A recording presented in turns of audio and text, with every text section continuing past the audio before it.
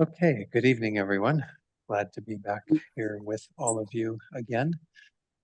So I'll give a little introduction to this class after we do some prayers and a short meditation.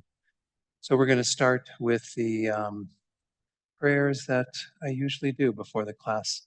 And tonight we will do this praise to Shakyamuni Buddha 3 times. I think in the remaining classes we'll just do it once.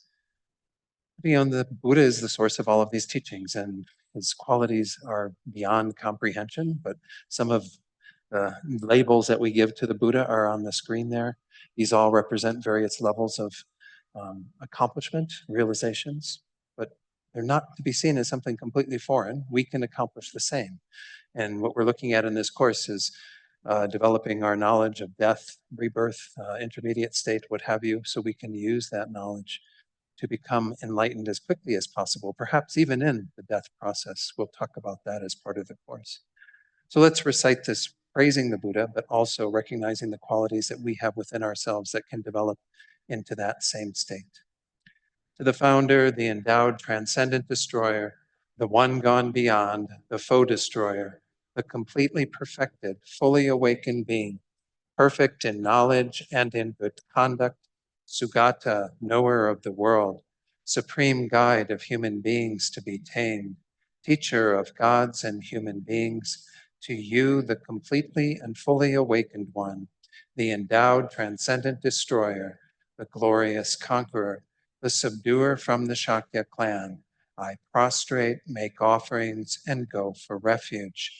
To the founder, the endowed transcendent destroyer, the one gone beyond, the foe destroyer, the completely perfected, fully awakened being, perfect in knowledge and in good conduct, Sugata, knower of the world, supreme guide of human beings to be tamed, teacher of gods and human beings, to you, the completely and fully awakened one, the endowed transcendent destroyer, the glorious conqueror, the subduer from the Shakya clan, I prostrate, make offerings, and go for refuge.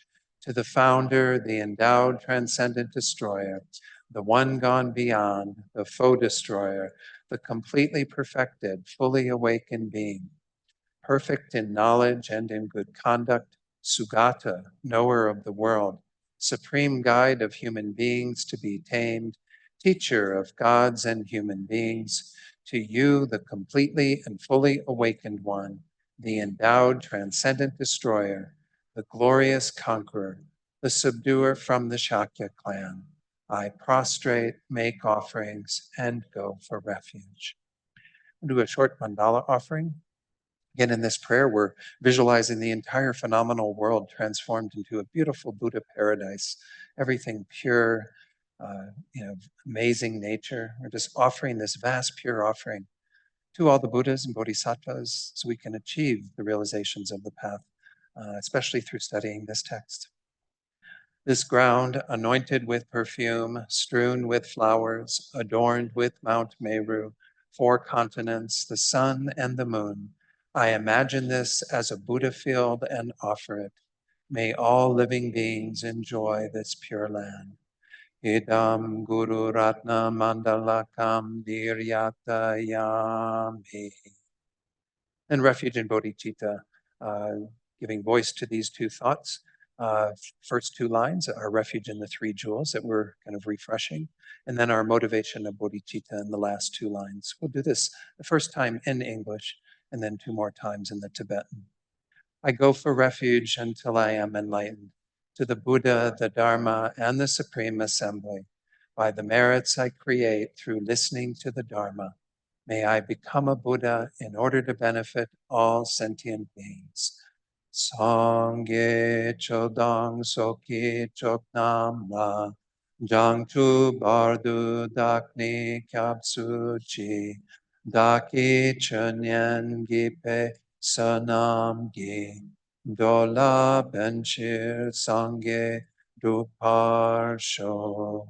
Sangye chodang soki choknam la, jangchu bardu dakni kyapsu chi, daki chunyan gipe sanam gi, Dola Penchir Sangye Duparsho.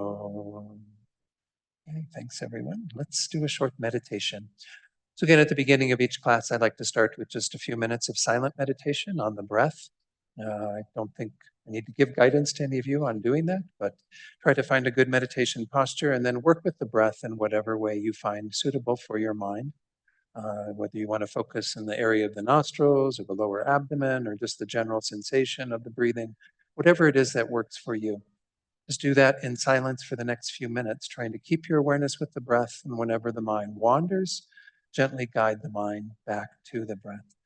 So we'll do it for, again, a few minutes, and then I'll come in and I'll lead you in a short reflection to set our motivation for tonight's class. We can begin now.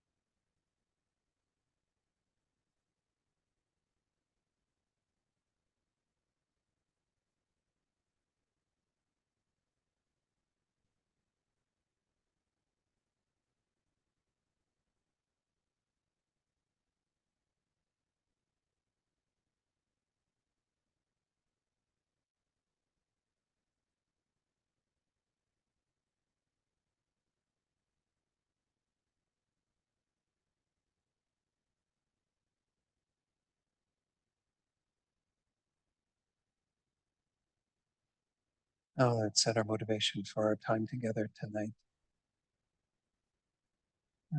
Ideally, we want to bring the best motivation to these teachings.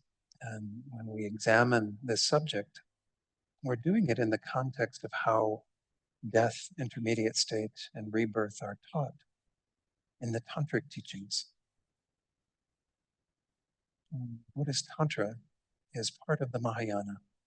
It is a method for achieving enlightenment even more quickly and attaining the state of Buddhahood, even in this very short lifetime that we have, even in a very short period of this lifetime. Those who are highly accomplished can achieve enlightenment in as little as 3 years using the techniques that are taught in Tantra. So they say that ideally the best motivation to bring to these teachings, whether we're practicing Tantra or not, it doesn't matter, is the mind that aspires to become enlightened very quickly for the benefit of others. We, again, are using this motivation with the understanding that as long as we are not enlightened, sentient beings will continue to suffer. We want to become enlightened as quickly as possible so we then can join the ranks of the Buddhas, the enlightened beings, and help even more sentient beings to find this path to accomplish enlightenment quickly, and so on. So the motivation they say we should bring is what's called unbearable compassion. Compassion that not only seeks to free sentient beings from their suffering, but wants to do this because of that motivation. And we want to be able to become a Buddha more quickly so we can free sentient beings more quickly, so they need not suffer in samsara any longer than they have to. So try to cultivate that level of compassion, really wanting to be here, to achieve enlightenment as soon as possible, so you then can lead all sentient beings to that same state perfectly, spontaneously, effortlessly, in the state of Buddhahood.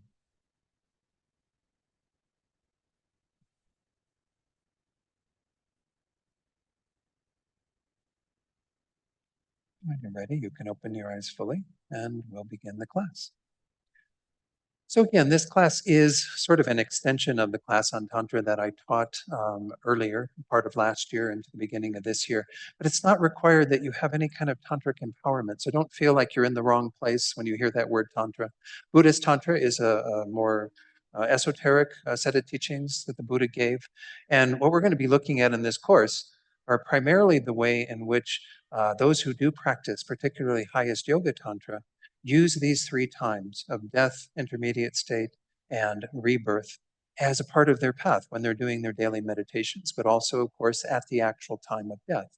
So we're going to be looking at the teachings on what constitutes each of those. What is the full death process? What is the process when one goes into the bardo or the intermediate state? And then how does rebirth take place and so on.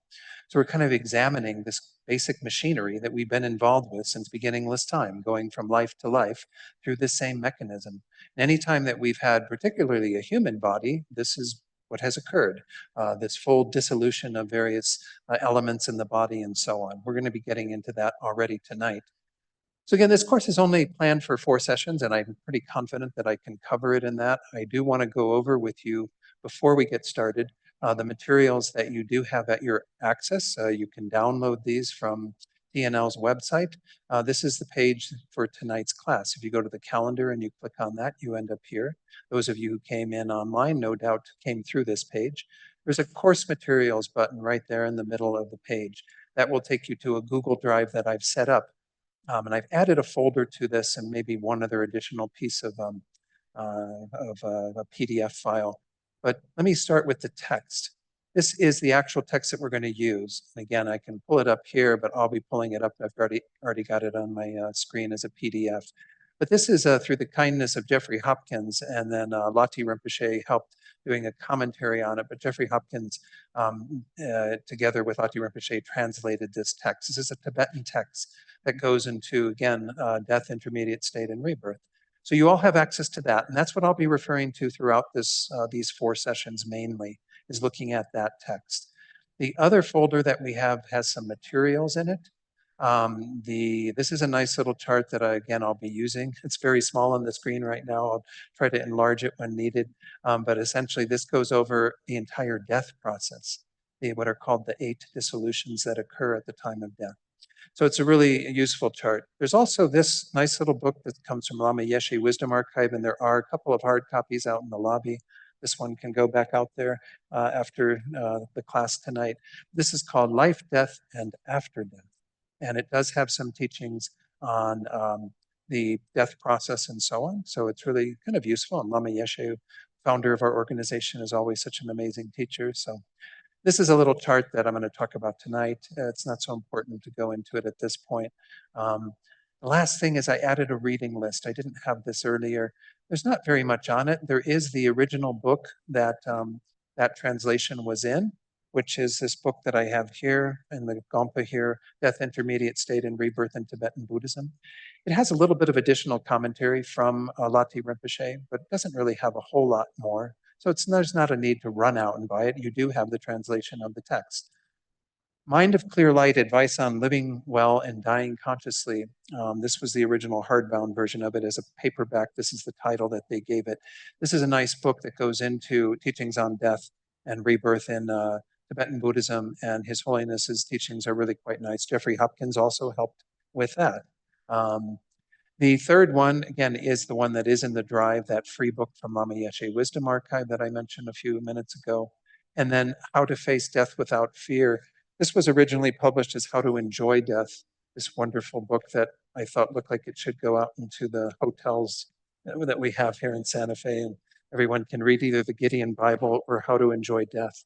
But nonetheless, it's a really nice book of Lama Zopa Rinpoche's teachings on the death process and so on, as well as a lot of other teachings on practices to do around death and so on. The last one I included there is Sacred Passage, How to Provide Fearless, Compassionate Care for the Dying. And this book is kind of nice because it's from the perspective of someone who was a Tibetan Buddhist, but also a hospice worker and did a lot of work around people who are dying. And I like it a lot because she does go into the death process in here and talks even about what someone would do who is caring for someone as they are going through the death process. So it's quite a nice book by Margaret Coberly, who is a registered nurse. This was the life, death, how to enjoy death one that I was talking about that should end up in the hotel rooms in case you didn't see it online. So, all right. So what I thought I would do to get things started, and I hope this is okay with everyone, I usually don't like reading from a book so much, but we are going to, of course, be reading from the text, is to read the introduction to this text from Jeffrey Hopkins that's in that small book, Death, Intermediate State, and Rebirth in Tibetan Buddhism. And I'll just comment on it as we go through because I think it summarizes what we're going to be talking about really, really well. And therefore, we'll have an easier transition into the whole text when we get into it, which we will do again tonight without a doubt.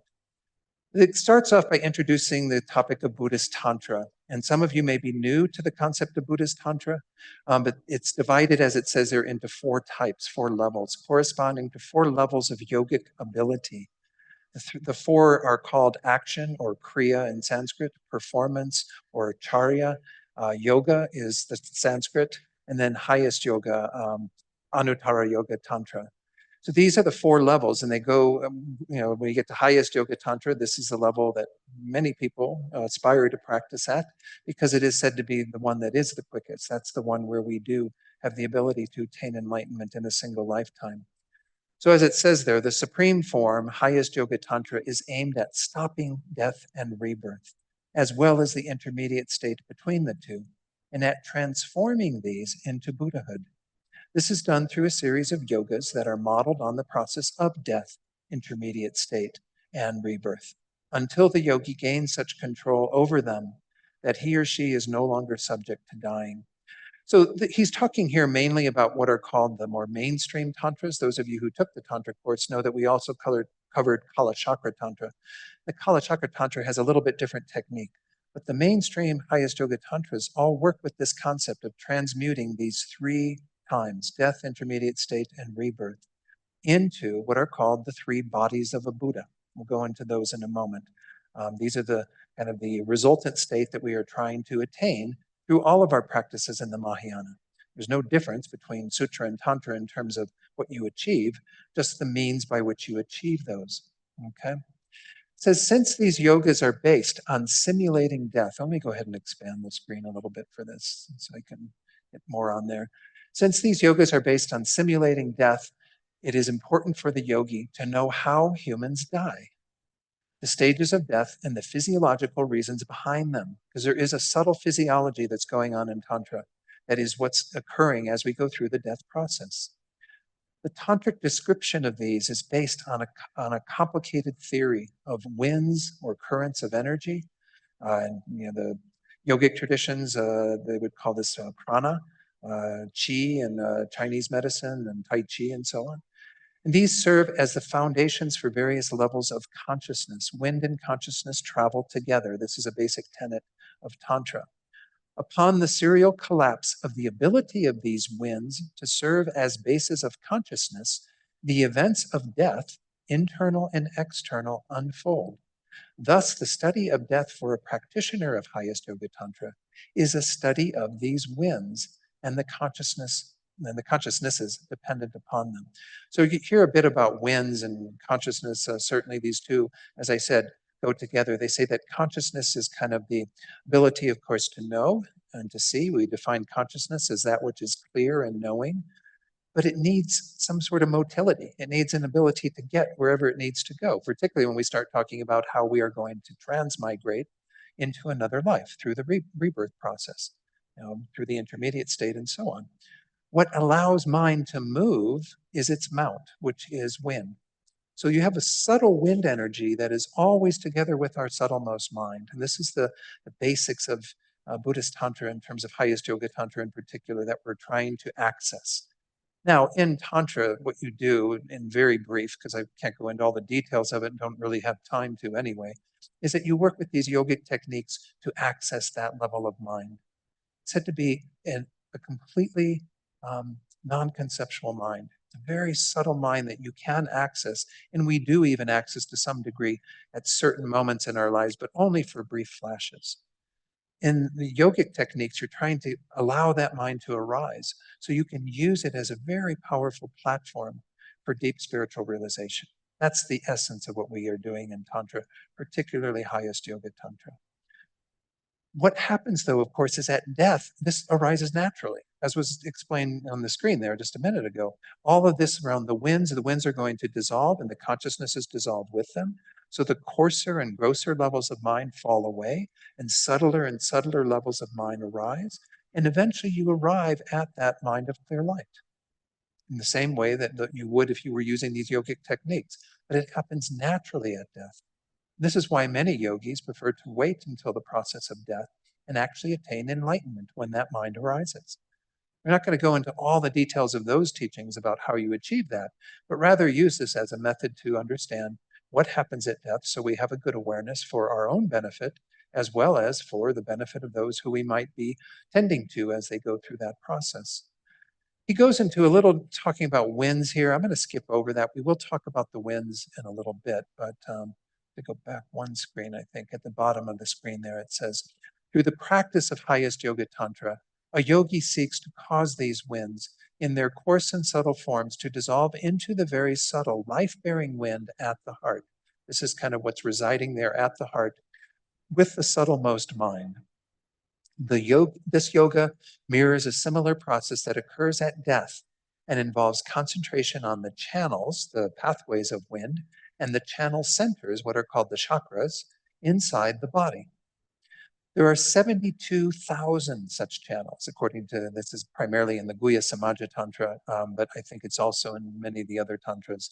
The three main ones running from the central one from the forehead across the top of the head and down along the spinal column into the sexual organ.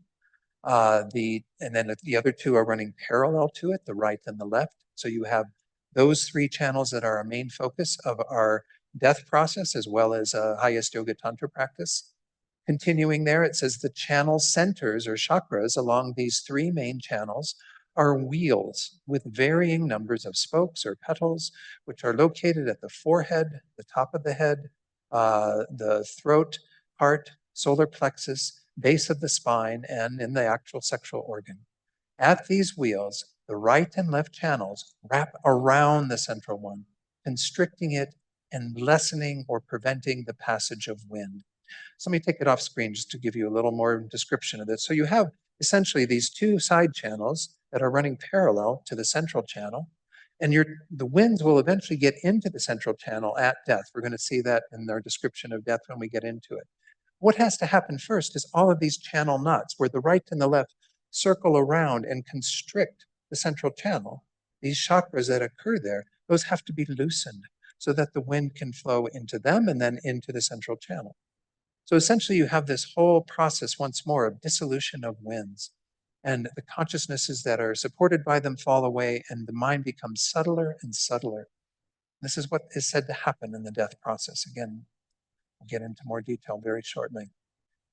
That's essentially what's happening, but you have these different channel knots, as was described here, throughout the entire central channel, all the way down the entire length of it. Okay, so at death, the winds that serve as the foundations of consciousness dissolve into the winds in the right and left channels. These in turn dissolve into the wind in the central channel, whereupon the constrictions, those channel knots, are loosened in the sense that the outer channels become deflated, thereby loosening the central channel and allowing movement of wind inside it. This induces manifestation of subtle minds, which ordinary beings fear since they feel they are being annihilated. Yogis of highest yoga tantra, however, put these same states to use in the spiritual path. So again, this is one reason for studying it, is to reduce our fear to some degree of what's going to happen at death, because we have an understanding of what that whole process is going to be about. But also, of course, if we are aspiring to practice highest yoga tantra or engaging in that, we can have some anticipation about what actually occurs at death, because it's a very powerful place for spiritual practice. Continuing that next paragraph, at the channel centers, again, we often call those chakras, there are white and red drops upon which physical and mental health are based. White predominant at the top of the head and red at the solar plexus. So you're going to hear a little bit about these drops. They're not a central part of dealing with this, though there are a few instances where we're going to be working with that. But these come from the mother and the father. The white drops from the father mainly, and the red drops from the mother. It says here in the next sentence, these drops have their origin in a white and red drop at the heart, which is the size of a large mustard seed or small pea, and has a white top and red bottom. Again, this is very subtle matter. It's not something that if a surgeon opened you up and looked in your center of your chest at your heart chakra, that they would see that there. It is called the indestructible drop since it lasts until death. It is indestructible within this life. The very subtle life-bearing wind dwells inside it, and at death all winds ultimately dissolve into it, whereupon the clear light of death dawns. So it's actually said that at this, again, I might mention here, I'd mention these channel knots, and every time that they go around the central channel, they constrict it and create a chakra. At the heart chakra, it's even more constricted because it wraps around 3 times. So you actually have this incredible knot at your heart center and your heart chakra. And inside there, again, is this indestructible drop, which is white on the top, red on the bottom, the original white and red drops that you received from your parents upon conception. The white with the sperm of the father, the red with the egg of the mother. Those two are residing there, but they have multiplied and increased, the amount of drops that abide in some of the other chakras, as well as, again, white primarily in the top, red in the navel area towards the lower part of the body. Those are the subtle essences that you work with in some of the more esoteric tantric practices. But at death, there's going to be a natural process where you're working with a few of those. Certainly the one at the heart center, where you have the white and the red of the original from the mother and father. And there's going to be one in the crown chakra that's white and one in the navel chakra that's red that are going to be doing some things during the death process that cause various appearances to arise and so on. Okay, so the other thing that was mentioned in there is that inside that red and white drop, this indestructible drop that is with you through this life, that came again from your parents, is your subtle life-bearing wind, together with your subtlemost mind, what's called the mind of clear light. So essentially, you have these two little elements, the mind and wind, that are always conjoined. They never separate. And they are there and can be accessed through this process of, again, the winds dissolving into the right and left channel, and then into the loosening the channel knots, and eventually getting to that very constricted channel knot at the heart, and then that opening up and allowing the process of death to unfold at a very subtle level, where the mind of clear light manifests. And we're going to see all this again. You don't feel like you have to get it all in this first little description of what happens. Some of you may have heard these teachings before, because certainly they are shared pretty openly in most of our courses on death. because it is important that we have some understanding of what happens at death. It's always interesting when I hear people say, oh, no one knows what happens when you die. And I go, well, the Buddha does. According to what the Buddha says, this is what occurs at death. And it will even happen, they say, if you die very quickly. It's explained in terms of a more gradual death, where someone is perhaps, again, dying from some natural causes or illness or what have you, where they are watching this process unfold very slowly. But even if you have like an accident where you're dying almost immediately, you would still have this process. You would just go through it very, very quickly and probably not be able to use it so well, because the body, if it's, again, damaged through an accident or something, it's probably not going to be able to support the subtle mind and that process. So this is, again, the description we're going to get into is based on this subtle physiology. Okay, so going to the next page. The physiology of death revolves around changes in the winds, channels, and drops. So when we talked about the winds and them being the mount for consciousness, those channels are especially the three central ones, the central and the right and left that are parallel to it, and then the particular drops that I mentioned, the indestructible drop at the heart, as well as the white at the crown and the red at the navel. Psychologically, due to the fact that consciousnesses of varying grossness and subtlety depend on the winds, like a rider on a horse, their dissolving or loss of ability to serve as bases of consciousness induces radical changes in conscious experience. As I said, you go from grosser levels of awareness that are happening as you begin the death process down to extremely subtle states of mind. The subtlemost being one that, again, is called the mind of clear light. It has no conceptuality whatsoever. And of course, we've passed through this many, many times. And it's just an experience that we go through, and we don't really have any utilization of it. But if we have some awareness of it and have some skill through our practice in this life, maybe we can use it in a more consequential way. Going to that next paragraph, death begins with the sequential dissolution of the winds associated first with the four elements, the elements of earth, water, fire, and wind, who they kind of respectively fall away. Earth refers to the hard factors of the body, such as bone, and the dissolution of the wind associated with it means that the wind is no longer capable of serving as a mount or basis for consciousness. As a consequence of its dissolution, the capacity of the wind associated with water, the fluid factors of the body, to act as a mount for consciousness becomes more manifest. The ceasing of this capacity in one element, earth, and its greater manifestation in another, water, in terms of the first dissolution, is simply called dissolution. It's not, therefore, a case of gross earth dissolving into water. It just means that these are what's happening with these physical elements. So in a sense, what's happening there, well, let me take it off screen. I want to take it off screen for a second.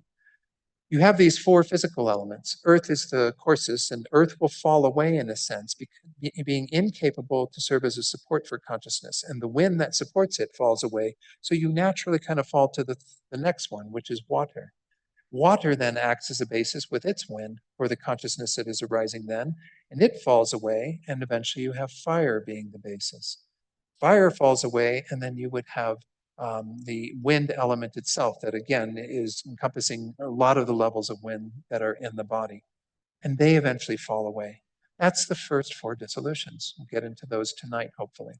And that is essentially what is in the death process when you're still breathing.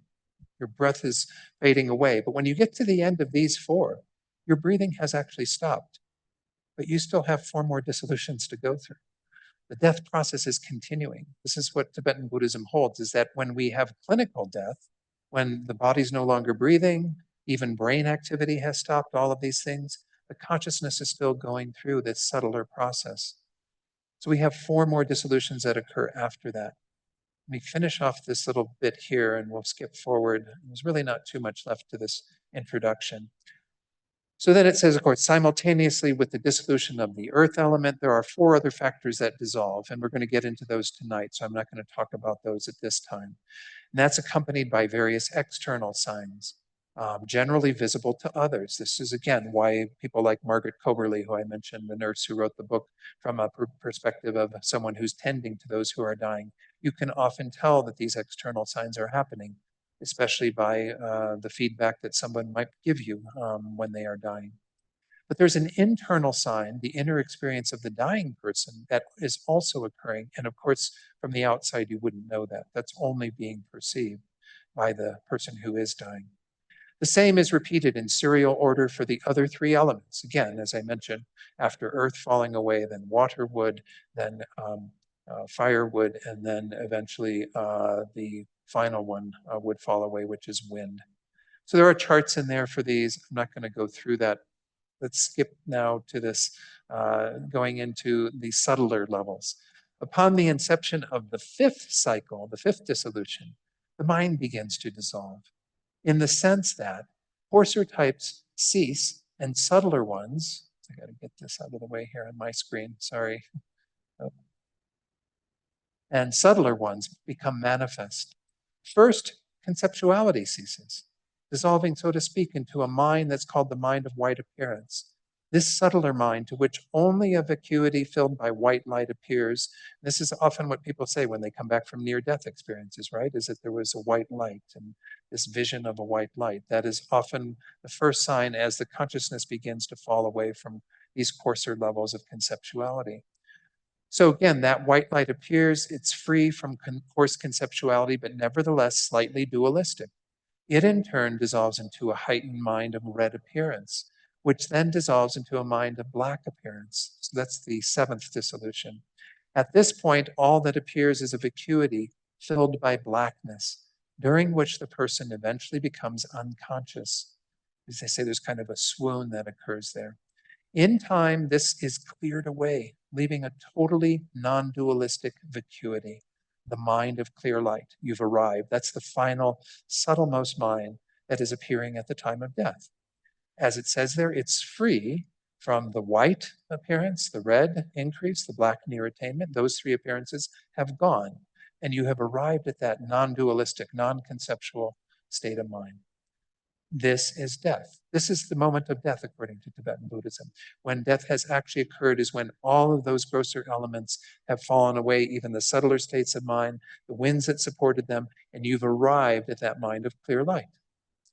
Since the outer breath, which is detectable moving through the nose, ceased long before, again, it was ceased by the time you finished the fourth dissolution.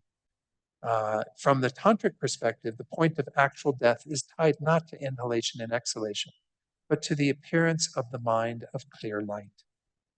A person usually remains in this state of lucid vacuity for 3 days, after which, if the body has not been ravaged by great illness, the external signs of pus or blood emerging from the nose and sexual organ occur, indicating the departure of consciousness. Only at that point is it safe to remove the body for disposal. Prior to that time, the consciousness is still in the body, and any violent handling of it can only disturb the end processes of death, possibly resulting in a lower rebirth. So I'll talk about that a little bit. It's discussed to some degree in our text, but that's something we often go through in all of our courses on death and dying, is this idea that you want to keep the body undisturbed for up to 3 days. But if you have detected these signs, oftentimes, again, a drop of blood appearing from the nostrils is one of the signs.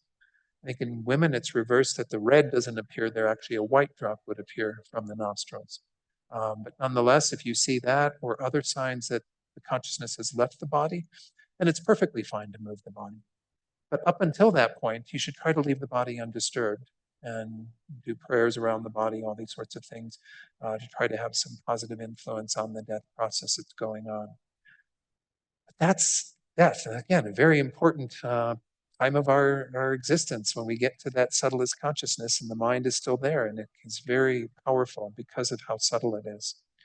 Eventually it ceases, though, as it says there in that paragraph. When the clear light ceases, the consciousness passes back through the other 7 stages of dissolution in reverse order. So it goes from clear light back to the black appearance, or black near attainment, red increase, and so on. I won't go through those at this time, but it's essentially kind of in a reverse process. Now, to get on to rebirth and that in the intermediate state, it says here, as soon as this reverse process begins, the person is reborn into an intermediate state, which is the term that we use in Tibetan is often bardo.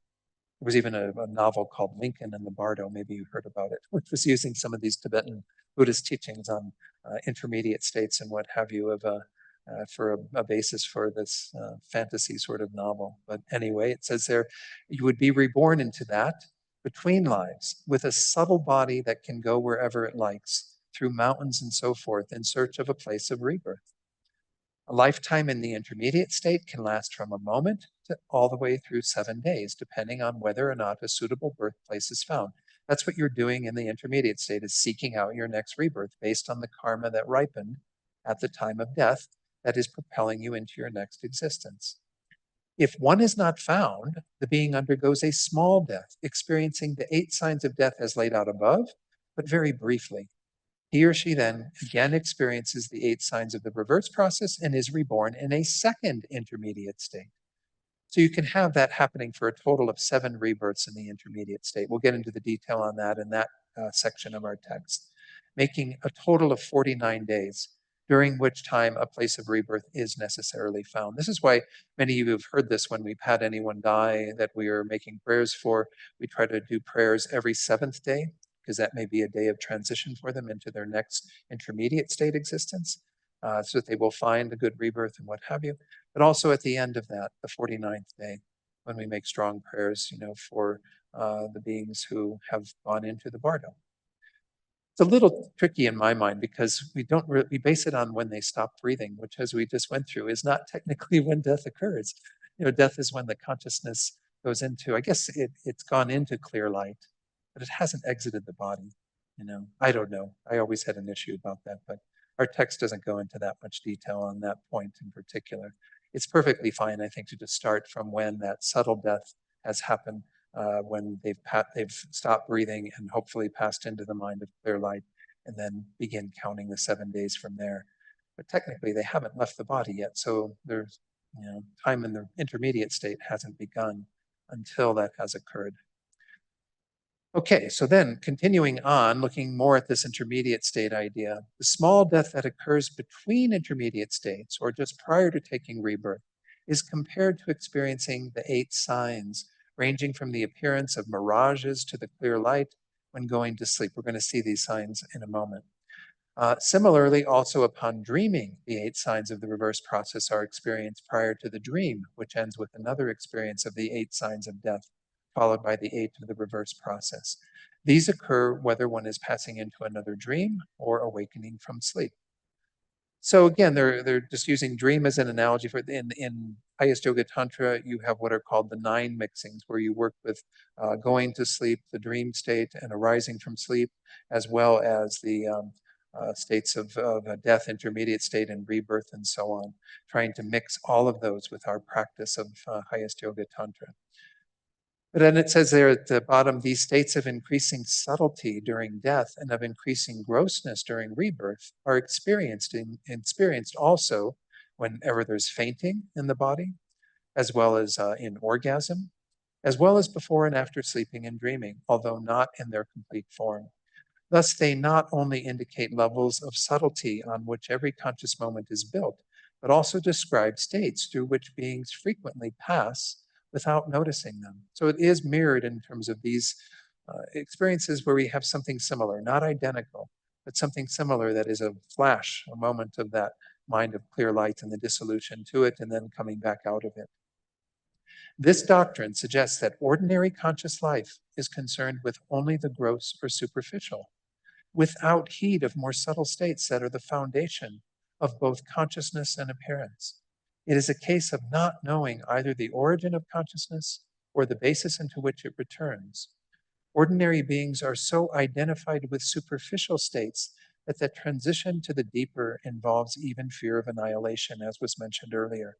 There is to some degree this fear that happens when we go into the death process if you don't have a strong awareness of what's transpiring, because it feels as if you're going out of existence.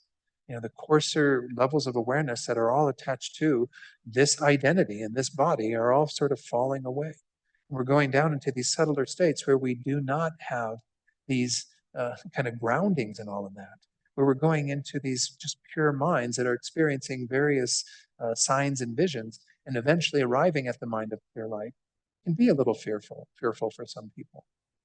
But nonetheless, again, this is a process that is important to pay attention to and to be aware of, because it can be used, again, by highest yoga tantric practitioners in particular, but even practitioners of who aren't doing tantra to some degree can still use it as a very powerful basis for spiritual realization. Okay, so then this is a little bit on Highest Yoga Tantra.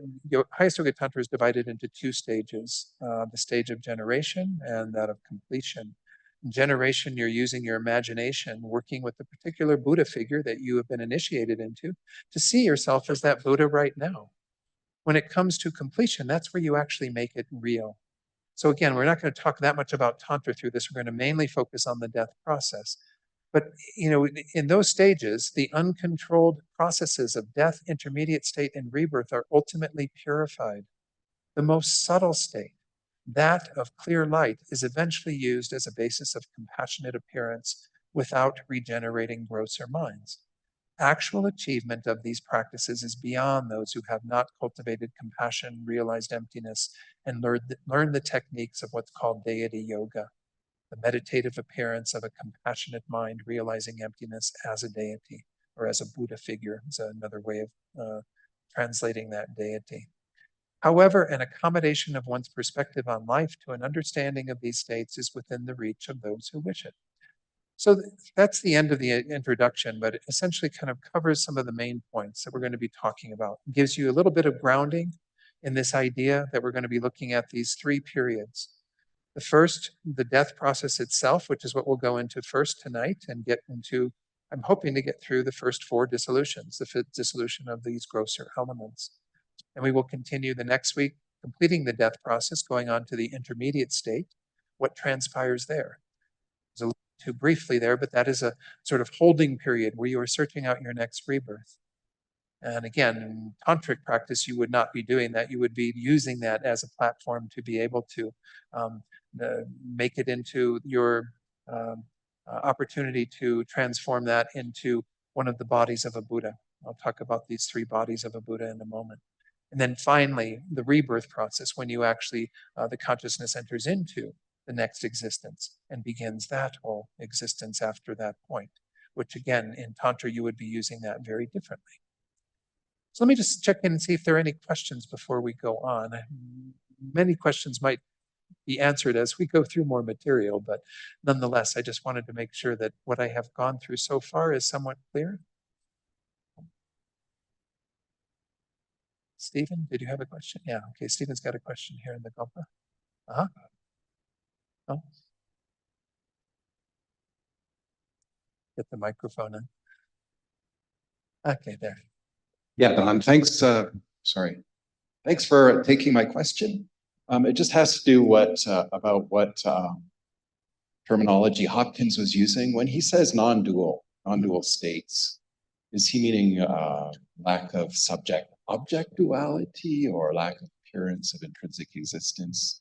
Yeah. What do you think he's referring to there? Non-duality can be described in a number of ways, and what I believe is being referred to there, certainly there is no subject-object delineation because there's no conceptuality, but it's generally meaning that there is a freedom from all conceptual overlay, conventional overlay, so that the mind is not realizing emptiness at that time. That's not what's going on. Those of you who are familiar with this concept, we're going to look at it as coming up in terms of, we will discuss emptiness a little bit.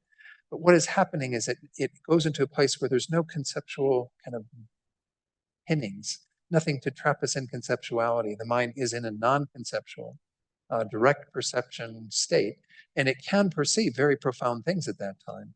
But it has to be introduced through having had recollection of that from one's life, because there's no conceptual mind that can say, oh, this is the time I've been waiting for. I need to do this now and that now or whatever.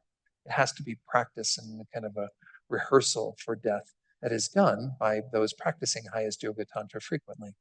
In fact, it's done every day. If you're doing a practice of a particular deity, you're usually doing the death process as part of arising in the form of that deity. So again, the non-duality that's being referred to there, my understanding, is the lack of any conceptuality.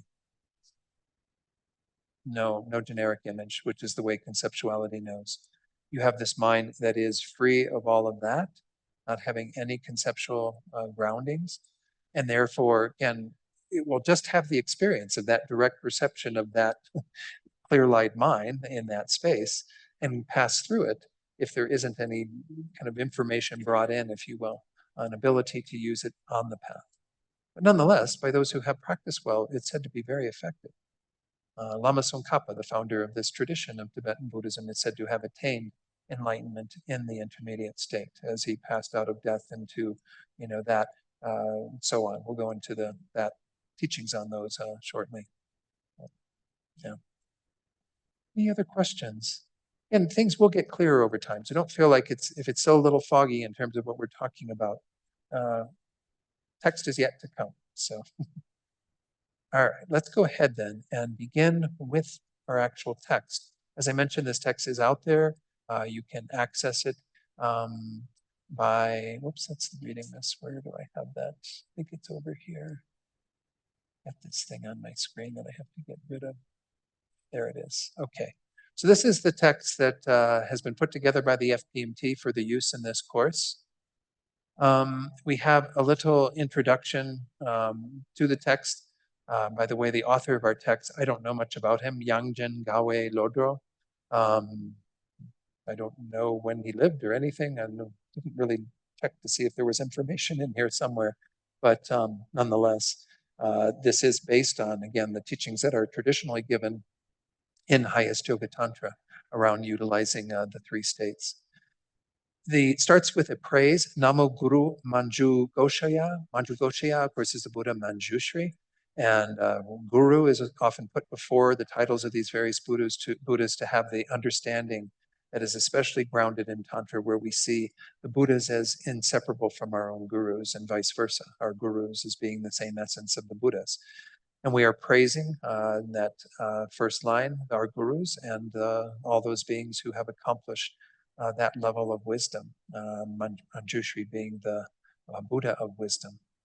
And it says, homage to the Lord of Union. The Lord of Union is Vajradhara, which is the Buddha of Highest Yoga Tantra. It's the form that Buddha Shakyamuni took when he taught Tantra.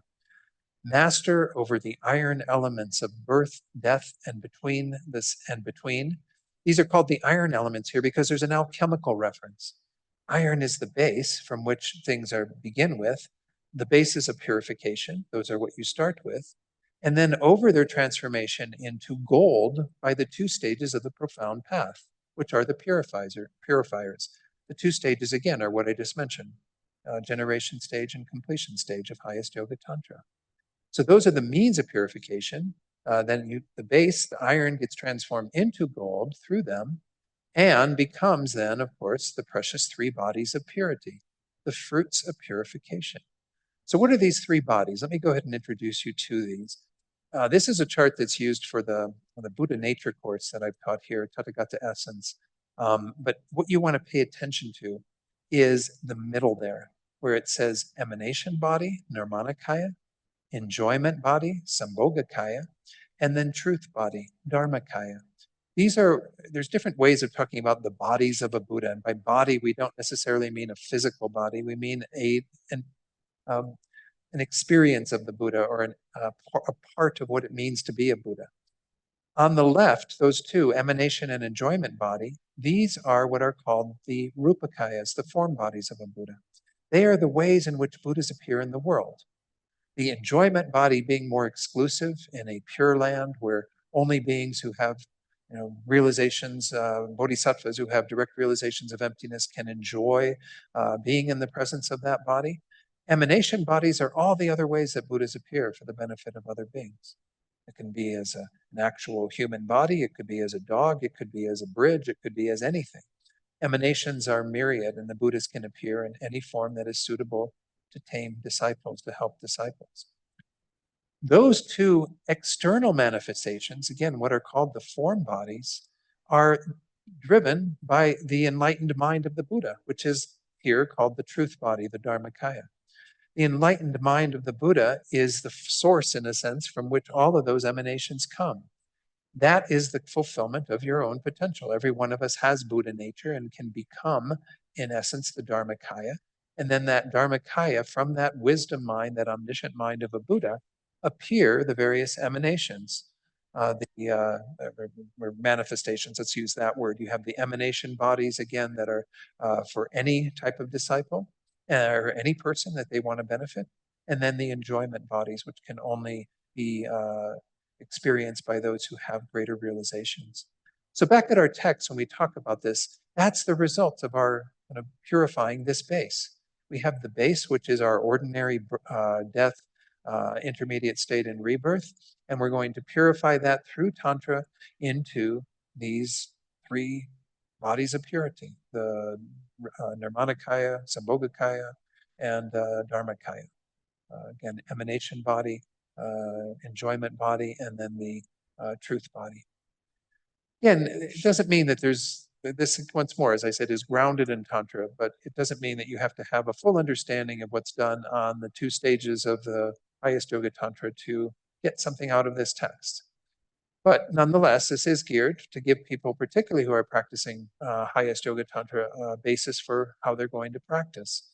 So as it says there in the next paragraph, in order to know the mode of procedure of the 2 stages of Highest Yoga Mantra or Tantra, it is very important to understand the presentation of the basis of purification, the 3 basic bodies, in a sense, the body of death, the body of intermediate state, the body of rebirth, what is happening there, kind of what is constituting our existence at those times. 4, through the profound short path of Highest Yoga Mantra, short because, again, you can accomplish it in a very brief time in this human lifetime, the body of union, having the 7 features of God and Goddess facing each other, can be actualized in one short lifetime of this degenerate era. Those are set out in one of the texts.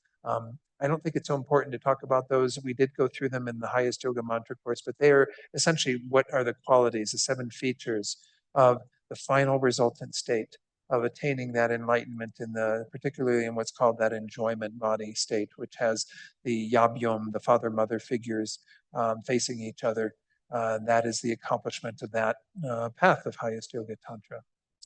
So again, he's saying that that's the main reason why he is composing this text, is because people who practice Highest Yoga Tantra need to be familiar with these 3 basic bodies, these 3 basic times that are going to be transmuted through the alchemical process of Highest Yoga Tantra into the gold of the resultant state, the 3 bodies of purity. So he says, therefore, I will explain birth, death, and the intermediate state. Again, he's going to start with death and then intermediate state and end with birth or rebirth. The base is purified by the 2 stages of the path. This explanation has 3 parts: stages of death, stages of achieving the intermediate state, and the way that a being in the intermediate state then goes on to take birth. In other words, how rebirth occurs. So let's dig into the stages of death. During the first eon, now this does get into some Buddhist kind of cosmology, how things are said to have developed and formed over the course of vast period of time. Of course, in Buddhism, everything is timeless. There's no beginning to existence. There's always been something. Even when His Holiness the Dalai Lama meets with these scientists who put forward various theories about the formation of our universe, right? And I think they've gone on from the Big Bang or something, I'm not sure. But one time he was conversing with these scientists and they said, well, we think that everything started with the Big Bang. And His Holiness said, well, there had to be something before the Big Bang, maybe another Big Bang or whatever. There's always something that things come from. And so that's why everything is beginningless, is because you can't have an initial moment. I know that all my Christian friends who I work with even Jewish friends for that matter, and Muslim friends who I work with in the interfaith group here, all have a belief in a creator God, someone who started the whole process. And in Buddhism, there's no need for that because things are always arising from something else. And there's something else that precedes it and precedes it and precedes it. It goes back without any beginning, which I know is hard for our minds to get or kind of head around and understand that. But so what goes on in terms of Buddhist cosmology, in essence, is that you have these 4, they're called kind of the 4 eons. You have an eon that's called an empty eon, where there's nothing happening. Then you have an eon of arising, when things are coming into existence in a world system. Then you have an eon of abiding, when everything is kind of hanging out. It's not constantly the same, but it's abiding, continuing to be there. And then you have destruction, the eon of destruction. There are different ways that this destruction occurs.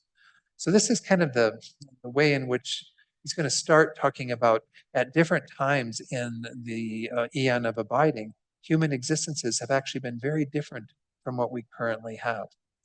So he says during the first eon after formation of this world system, the humans of this world had 7 features. They had spontaneous birth. In other words, they weren't born through being conceived in the body through sexual intercourse and what have you. An immeasurable lifespan, all sense faculties, a body pervaded by its own light, adornment with similitudes of the major and minor marks of a Buddha, sustenance by the food of joy without eating coarse food, and magically flying in the sky. Sounds pretty idyllic, right? However, due to activation of predispositions established by attachment to food in previous lives, they began eating coarse sustenance. They began eating coarse food. Then, when the unrefined part of the food turned into feces and urine, the male and female organs protruded as openings for excretion.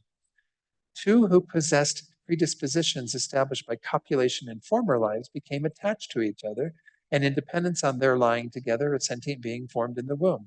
These almost start sounding like creation myths from other traditions or what have you, but it said that again we had a more refined existence and that we developed this deeper attachment through the body changing and what have you.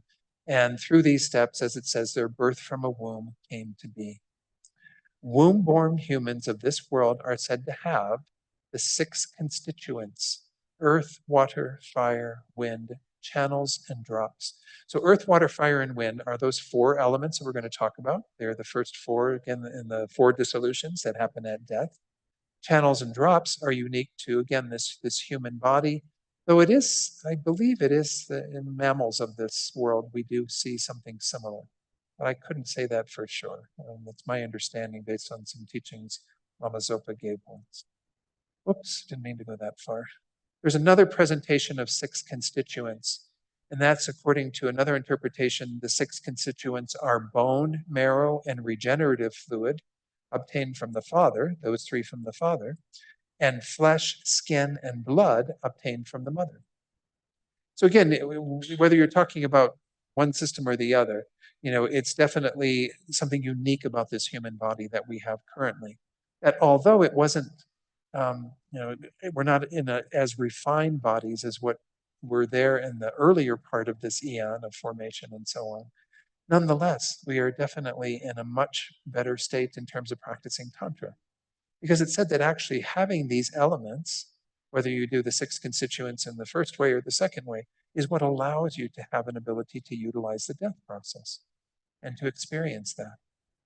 Other than that, again, people would have spontaneous birth as a human. They would have, these very long lives and so on. There wouldn't be the basis that we have currently. So we can kind of, in a way, be glad that we don't have that more idyllic human existence.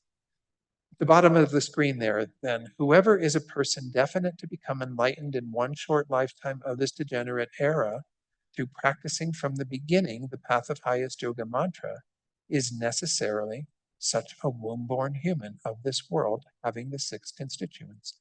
Again, that means that that's what's required to practice Tantra well.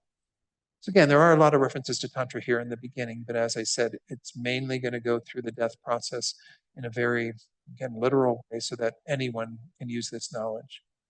But it's just kind of defining who these teachings are mainly meant for, are those who will utilize that knowledge to attain enlightenment in this lifetime on the basis of having those 6 constituents. Okay, so then the next paragraph, the bodies of humans of this world have 72,000 channels. We saw this earlier in the introduction, as well as the right, left, and central channels, which I explained earlier, and we'll talk about them more when we get to the subtler processes that unfold in the death process. At the time of death, all the winds in the 72,000 channels gather in the right and left channels. Then the winds in these 2 dissolve into the central channel.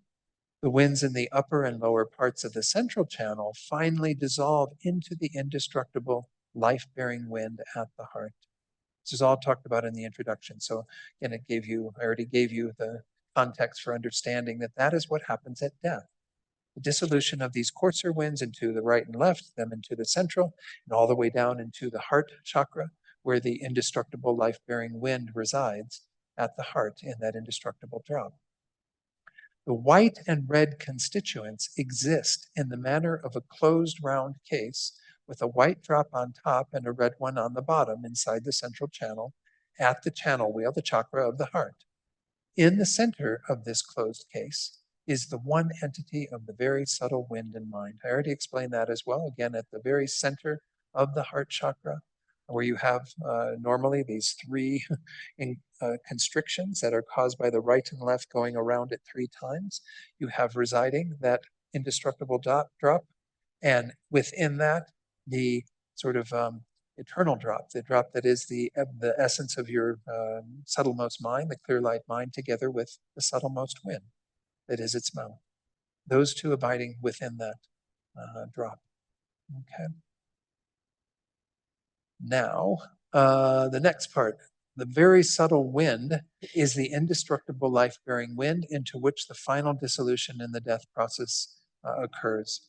So again, that's the winds, and that's the wind in which all of the other winds will eventually dissolve. Again, in highest yoga tantra practice, you're trying to get them all to dissolve through these yogic techniques. But at death, this happens naturally. Goes on to say, death occurs in this way because except for this very subtle wind, if the slightest wind that acts as a basis of consciousness dwells in any part of the body, death is not possible. So essentially, it's just saying that if you have any wind manifesting anywhere in the body, then you've got consciousness with it. That's the whole point of wind. Wind is always together with some level of consciousness.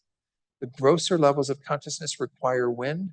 Among these 10 winds that we often talk about, the 5 main winds and the 5 secondary winds, the 5 secondary are definitely ones that are involved in our sense consciousnesses being able to see their objects, to hear their objects, to taste, smell, touch their objects, and so on. So all of this is essentially a part of consciousness functioning. There's always a wind energy that it goes together with it, according to Tantra. All of the grosser ones fall away, the subtler ones manifest, then they fall away, and the subtlemost mind eventually manifests when all the winds dissolve in. If you had any other wind operative anywhere in the body, you couldn't have death occurring because all the winds have to, dissolve into that life-bearing wind at the heart for death to occur. So it's just again reiterating what I've already explained in the introduction. So then it says stages of dissolution. So now we're actually going to go into this. As I said, there is that chart. It's even a little bit hard to see here, though, in terms of what's on the screen. You're probably seeing like very, very tiny words. I can enlarge this, but it would probably be useful if you did have a copy of this that you wanted to either put on a tablet or print out, to have something to refer to as we go through this. It's going to be hard for me to go. I can certainly toggle back and forth between these, but nonetheless, it is kind of ideal if you can refer to it. So because I may not go back and forth as often as you might want to in order to stay grounded in this. What we're going to go into in the first part of this, as I mentioned, is the first dissolution. Let me go ahead and make it a little bit bigger.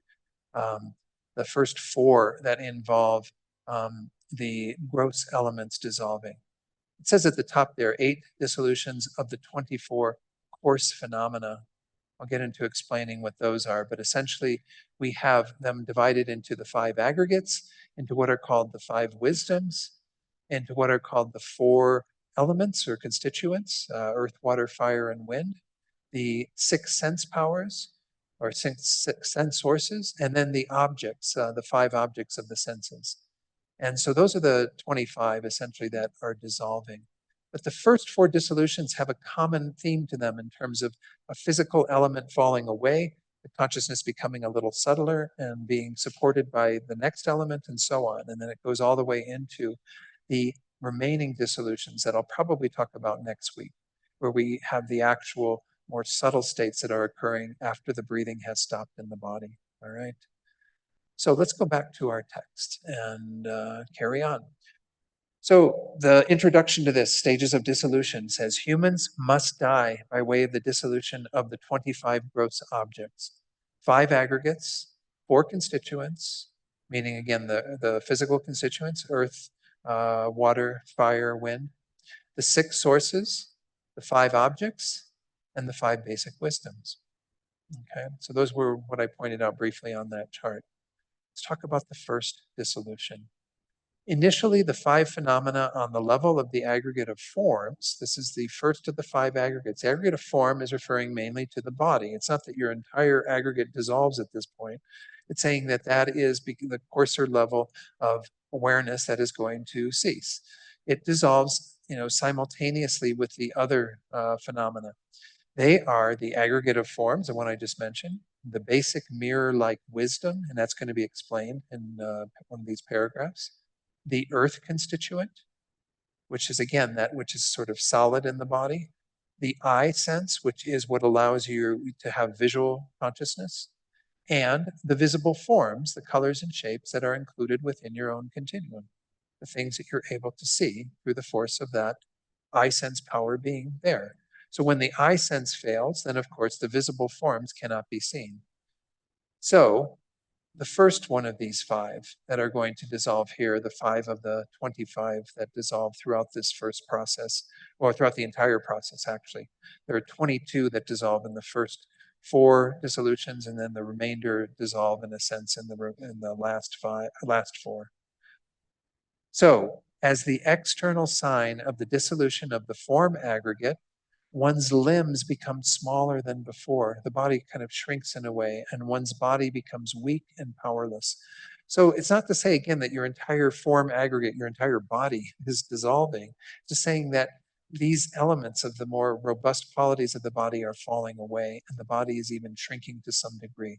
That's what is meant by the form aggregate.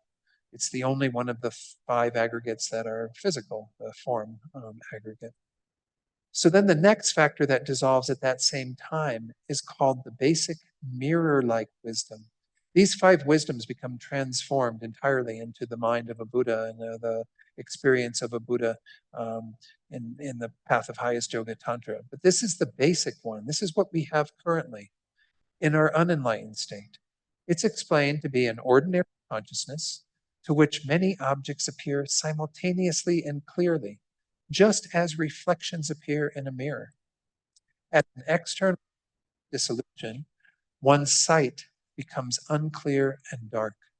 So this is, again, one of the 5 basic wisdoms that we have. And this very first one is simply this, they call it a wisdom because it is an ability that we have to know things that are essentially reflected into the mind. It has that mirror-like quality. So this is what is falling away at this level, is some ability to be aware of the things around you, not completely unaware, but nonetheless, to some degree, having that no longer be sustained, particularly with regard to your eye sense consciousness, which of course is one of the main sensory consciousnesses that we depend upon, our ability to see things, to see people, to see holy objects or whatever the case might be. Okay, so that's the second thing to dissolve at this first dissolution. As an external sign of the dissolution of the earth constituent, this is the first of the 4 physical constituents or elements to fall away, the body becomes very thin. The limbs become loose, and one has the sense that the body is sinking under the earth. It's really, this is another common experience that people who have near-death experiences refer to, is this feeling of the sinking of the body. If I've got time, maybe towards the end of the course, I'll share a little video that someone sent me. That's a woman recounting a near-death experience that is almost identical. It makes me wonder if she studied this or not, but nonetheless, it is possible for people to have very similar experiences to what is being described here. As an external sign of the dissolution of the 4th one in this set, the first dissolution, which is a dissolution of our eye sense power, one cannot open or close the eyes. So according to Tibetan Buddhism, the eye sense power is the first one to kind of fall away. Now, again, I know that I think in science, they think that the ear consciousness is the last one to fall away. We're going to see that coming next in our stages of dissolution. But it doesn't mean that you don't have any ability to see. It just means that you've got a great weakening of that. And some people will not be able to utilize their eye sense power. With regard to these 5 physical sense powers, we also have what's called the mental sense power. I'll talk about it later. But the 5 physical sense powers, what they say is that we're not really referring to the quartz organ, like the eyeball, or even some part of the eyeball that we can identify physically, like the retina or what have you. We're referring to very subtle matter that resides in the eye that empowers it to know its respective objects, which in the case of our eyes is visible form, which includes shape and color, right? Those are the two things that we see essentially. Our eyes don't technically see clocks or books or computers, though we sort of train them to do that in a sense through our conceptual awareness of those objects. What appears to our eyes is color and shape. And color and shape are what it's empowered to know.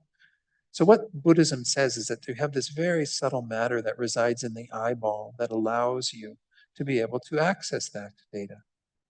Again, scientists would probably not be able to verify this through opening up your eyeball and finding, a little eye sense power in there, or even described in terms of the shapes of these different sense powers and what have you.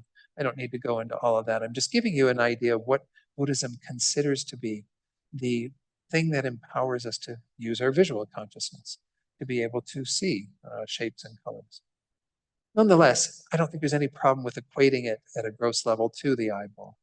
For the ear sense power, it's the ear and the inner mechanism of the ear that scientists would say is involved, but Buddhism would say there's subtle matter that we call the ear sense power. For the nose, it would be the olfactory mechanism that scientists would describe there.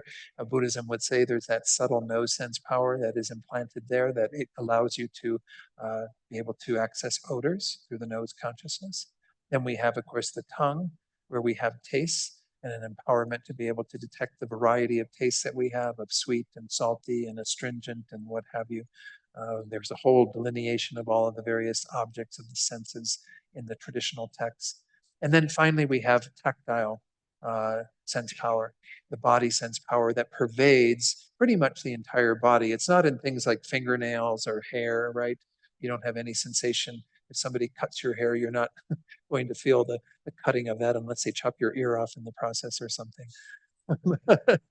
But the idea is that all of these are empowered in Buddhist terms by a very subtle matter that is embedded within it. So the body sense power, for example, is throughout everywhere that you have an ability to experience tactile sensation. And, it covers pretty much all of our skin, and certainly, even other parts where we might have, like our eyeballs are somewhat sensitive and what have you. So the body sense power is said to be the one that pervades. It's actually the last one to fall away. We'd lose that sense power in the fourth dissolution at the end of all this process. So going back to what's happening at this first time, again, you're having the form aggregate fall away. You're having what was the second thing? The mirror-like wisdom, the basic mirror-like wisdom falls away. Then you have the eye sense power that is falling away. Together with that will be the visible forms that we are connected to. And then finally, the other one that is falling away, I missed one when I was describing it, the earth constituent, that's right. That is ceasing to kind of be prominent in the body. So to the very last, actually the second to last paragraph there, because we've had the external sign of the dissolution of the eye sense power. So the person at this time would not be able to open or close the eyes and really see anything around them. As an external sign of the dissolution of the visible forms included within one's own continuum, the luster of one's body diminishes and one's strength is consumed. So you have a similar diminishment that's occurring on the basis of the visible forms that we have within our continuum no longer being able to be accessed through the eye sense power failing. So those are the 5 external signs. They're all correlated to their respective element that is dissolving away or thing that is falling away, the form aggregate and so on. The last paragraph is referring to an internal sign. There is said to be an internal sign that occurs to the mind's eye, not to our eye sense power and the eye consciousness, because again, that has already even failed here. The internal sign is appearing to our mind's eye, and in this case, it's the arising of a bluish appearance called being like a mirage, the mirage-like appearance. It's like an appearance of water when the light of the sun strikes a desert in the summer. Most of us here in New Mexico are familiar with this. If you've driven on flat stretches of road in the Southwest, you see mirages, and you know that kind of flickering sensation isn't real water, but here that's using as an example of what is appearing to the mind at that time. Kind of always remember that, because we're going from earth into water. Water is now the more predominant element upon which consciousness is based. So mirage being kind of like a water appearance of water, that is what is occurring. So if we go to our chart, again, we see in that first dissolution, we have the form aggregate and the same description of what we just went through. The mirror-like wisdom is also dissolving. Uh, you have your sight being unclear and dark at that point. The external sign of the earth dissolving is that the body becomes heavy, thin, and so on. We went through all of these. You have the eye sense power dissolving, being unable to open and close the eyes. And then, of course, the colors and shapes, the visible form, the body luster and strength diminish, and sight becomes unclear and dark. And then, as I was saying, those are the external things that are going on. The internal sign that is appearing to your mind's eye is this mirage appearance, kind of bluish appearance. So again, I may not go through all of these for each of these, but that's the idea behind this first level of dissolution. Whoops. And then the other three that follow are very similar in terms of having their own respective elements that are all falling away. So maybe all I have time for tonight is to get through the second dissolution, and then we'll carry on in the next class. So after the first dissolution occurs, then the 5 phenomena on the level of the aggregate of feelings. The remaining 4 aggregates, we go back to that chart and look at the 5 aggregates. The one that isn't listed in this column of aggregate is the aggregate of consciousness. But feeling is the mental factor of feeling, which is the 3 different sensations that we can have of pleasantness, unpleasantness, or neutral feeling. Discrimination is the ability to determine this is this, that is that, and it's not done conceptually necessarily. It's just the ability for us, when we're knowing objects, to discern this is something different than something else. Compositional factors includes all the other mental factors that we have operating. Sometimes that 4th one is referred to as volition, but nonetheless, it includes much more than just our volition or intention. And that is accompanied by the 5th one that, again, is not here because it's primarily dissolving in terms of its grosser forms in the lower part of the chart when we get into the remaining 4 dissolutions.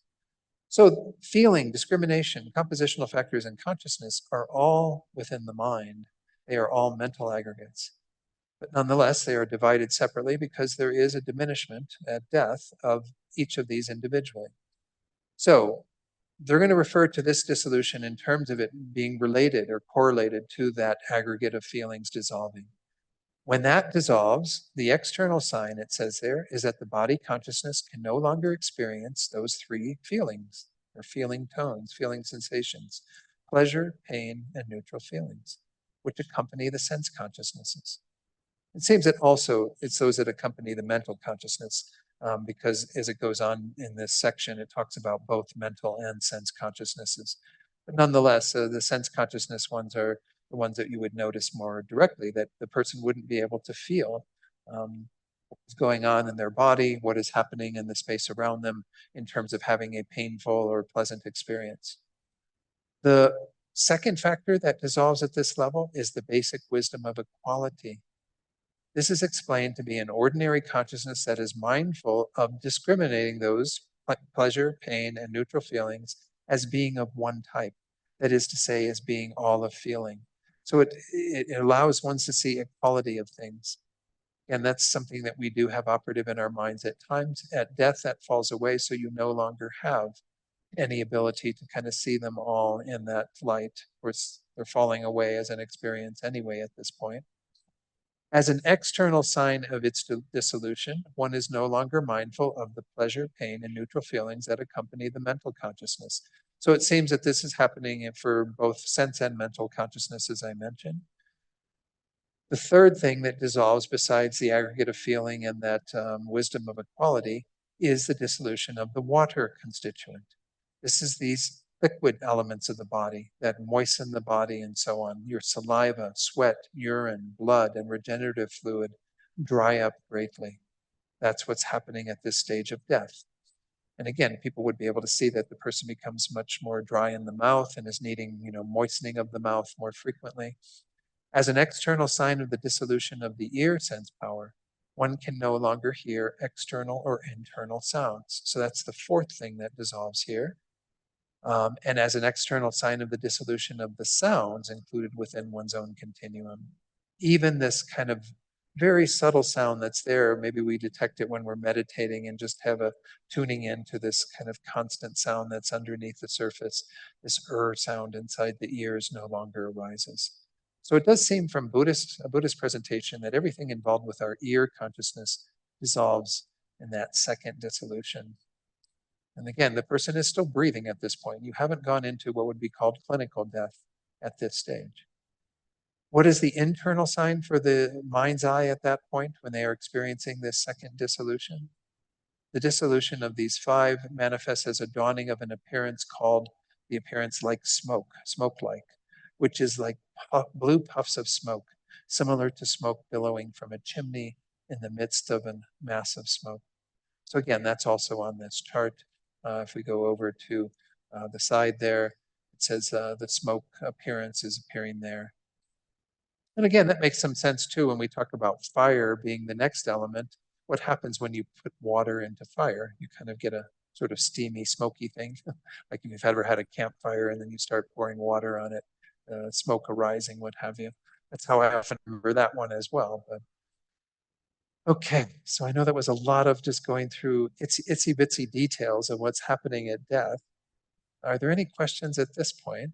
We haven't gotten through most of the dissolutions, but in terms of what I've said already or anything that requires any clarification. So again, there are some technical elements of this, but if you are somebody who's practicing Highest Yoga Tantra, these are useful to reflect upon. In fact, we were having the discussion after each of the class. I think it was you, Lou, who was bringing up, the various signs that are appearing and that you bring them to mind when you're doing your practice. It's really good to kind of have that awareness, but you don't have to be a yogic practitioner, Tantra practitioner, to appreciate all of this, to be able to use it. There are meditations you can do on the death process. I'll put one of those in the drive eventually as well that you can work with, where you kind of simulate that in your own mind. It's not going to cause you to have death. You're not going to die on the meditation cushion by meditating in this way. All right. Hate to say it, but you're at least kind of doing your rehearsal for death, right? Trying to bring to mind what you will need to know so that when death arises, you'll actually be prepared for it and have less fear. And this is one of the big things that we have in our culture. Our culture is very, very fearful of death, has done everything possible to keep death out of our general awareness, right? And so it's important to spend some time with this. I won't be going into all the other elements of Buddhist teachings on death and dying that are covered in some of the other courses we have here. This is mainly to focus on the death process. But it's good to be aware of death and to have that every day so that when death happens, because it could happen any day, we're somewhat prepared for it. Okay, so let's go ahead and dedicate if there are no questions. And if you do have any questions that come up, feel free to write them down and there will be an opportunity in next week's class. As I said, this text is not horribly long, so I'm pretty confident that in the 4 classes that I have, I'll be able to cover all the material. It's still up to us to maybe do a little reading outside of this and reflecting on these teachings to enhance our learning. So let's recite this first dedication prayer where we're dedicating for our own enlightenment so we then can lead all other beings to attaining the same state of enlightenment. Due to the merits of these virtuous actions, may we quickly attain the state of a Guru Buddha and lead all living beings without exception into that enlightened state. And then this wonderful prayer where we want bodhicitta, the mind that aspires to become a Buddha for all beings, to grow and develop in our own hearts and to not decline in the least. May the supreme jewel bodhicitta that has not arisen arise and grow, and may that which has arisen not diminish, but increase more and more. And the prayers for our teachers, we begin with the long life prayer for His Holiness that Rinpoche advised that we recite. As we recite this, we can think about all of our other living teachers who we have benefited from, that they may continue to have good health, long lives, to be able to be here and help us and others on our path. the wish-granting, wish-fulfilling jewel, source of every single benefit and happiness in this world, to the incomparably kind Tenzin Gyatso, I beseech, may all your holy wishes be spontaneously fulfilled. And then, as all of you know, Lama Zopa Rinpoche passed away just about 2 years ago now, showed that aspect of leaving this world, and we are making strong prayers for his swift return. The anniversary date of his passing is coming up on April 13th. So no doubt we'll have activities around that. But nonetheless, it's good to do this prayer to create the causes from our side for that emanation body, if we think that's a Buddha appearing in this form, for it to be here among us and to benefit us and others. Peerless teacher and assembly of the children of the victorious ones, Shravakas and Pratyeka Buddhas, victorious Losang, father and sons, along with the lineage masters, all the objects of refuge of infinite lands, please bestow the virtue and goodness of accomplishing this prayer here and now. Holding and spreading the Muni's precious and complete teachings through explanation and practice, you wore the armor of patience that is never discouraged. Incomparable Venerable Guru, to you I make request. While striving single-pointedly for the sake of the victorious one's teachings, the sole gateway through which all benefit and happiness emerge, and for mother living beings, you suddenly departed to peace. What a great loss. Nevertheless, through the undeceiving truth of the blessings of the ocean of the three jewels and the great waves of bodhicitta of the children of the victorious ones, may the smile of a reincarnation swiftly beam in glory for fortunate disciples. And lastly, we can dedicate for whoever we're holding in our hearts at this time, beings who we know that are going through difficulties, obstacles, illness, what have you, those who have died recently, or even parts of the world where the suffering that is going on there moves us greatly. We want to send this positive energy out to these beings. Think that it becomes a cause to immediately remove their suffering and to bring them all the causes that will help them to achieve true peace and happiness. And may all beings be free from suffering and find true peace and happiness through what we've done here together this evening, or whatever time of day it is for you. I know some of you are joining from other countries, so thank you all for joining. Appreciate you all being here. We'll carry on in the next class. And again, if you do have some of these other materials available, it's not a bad idea just to read up on the death process to have some familiarity. But we will go into it in more detail in the class to come. All right, everyone, be well. Have a good week. Okay.